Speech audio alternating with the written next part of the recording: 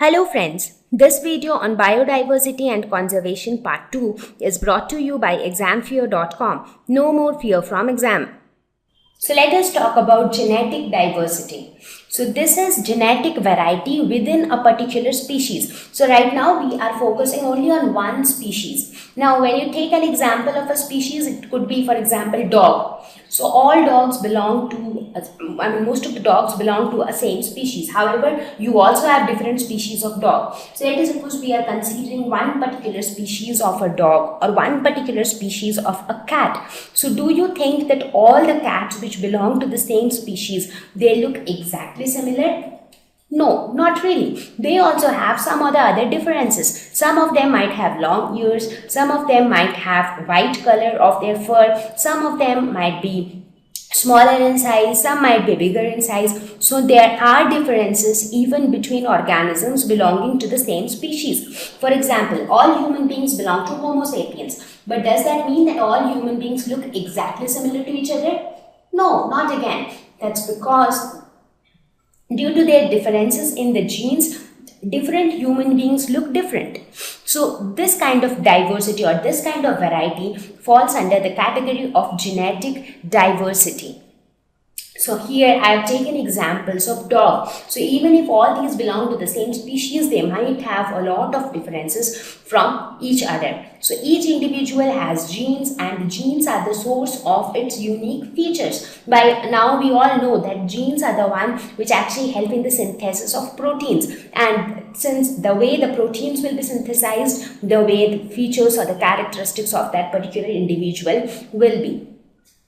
So again, you can take another example of genetic diversity. Let us consider a flower, for example, the rose. So in rose also you will see that a lot of different varieties of rose are seen. Some of them are red in color, some are pink in color, some are yellow, some do have mixed color as well. So why do we have those differences even though they all belong to the same species of plant?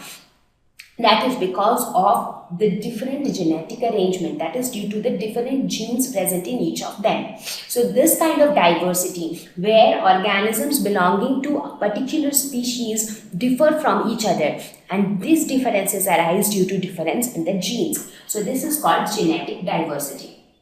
So now let us talk about species diversity.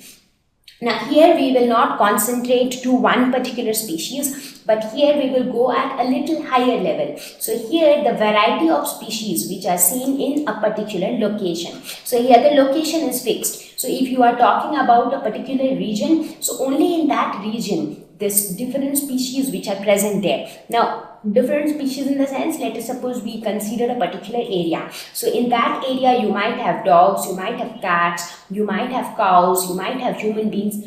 So you have different species, but they all are present in the same area. Now due to the presence of different species, the different variety of living organisms are present there.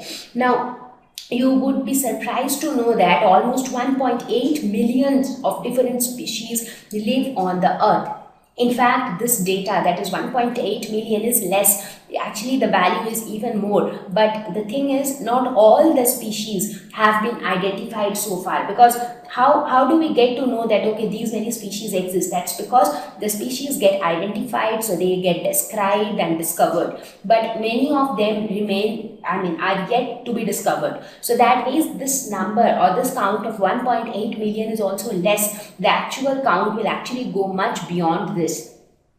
Now it has been observed that these different species will live in different areas depending upon various factors. For example, climate, availability of their food, their comfort, and so many other factors. For example, when you choose your house in a city, so you look at various parameters. Let us suppose you want to buy a house or you want to rent out a house to live. So what are the factors that you will take into consideration? You will see that, okay, how far is the house from your school? How far is the house is from your office? How is the locality nearby? So these are some of the factors which will be considered before we take a house. So we will basically prefer a location where we are comfortable to live. So similarly, the species also, they might have different choices of location. So some of the species might be present in a particular location and might not be present in some other location. So depending upon their choice, we see that the number of species in different locations again are different.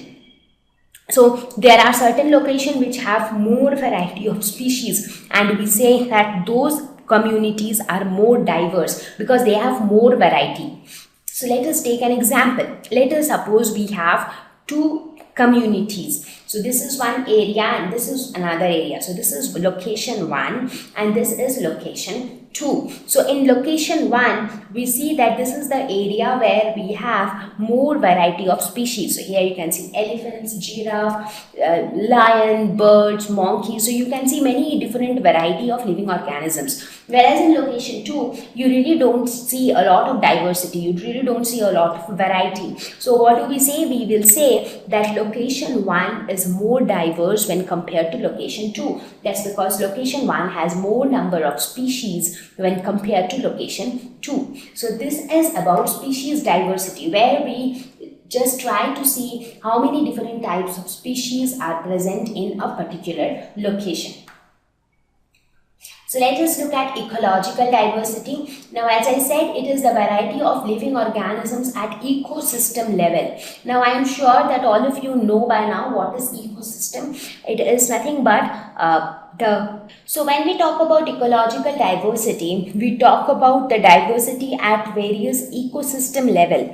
Now, there are many types of ecosystems which exist on this earth. For example, there are deserts, forests, mountains, slopes, ocean, grasslands, etc. So they are all different types of ecosystems where a group of living organisms live.